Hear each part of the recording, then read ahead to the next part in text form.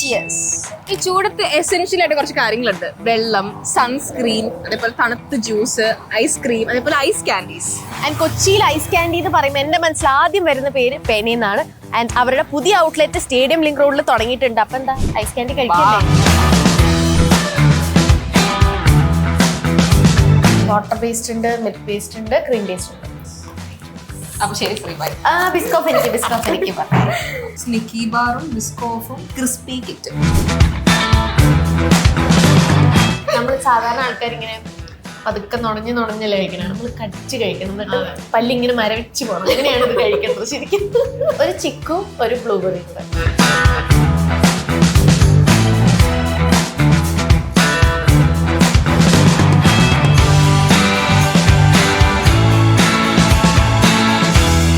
Penny ice കാൻഡീസിൽ നിങ്ങളുടെ favourite flavour ഏതാണെന്ന് comment ചെയ്യാം. അപ്പൊ ചൂടൊക്കെയല്ലേ, കലൂര് ഭാഗത്തേക്ക് വരികയാണെങ്കിൽ എന്തായാലും ഇവിടെ കൂടെ ഒന്ന് കയറാം.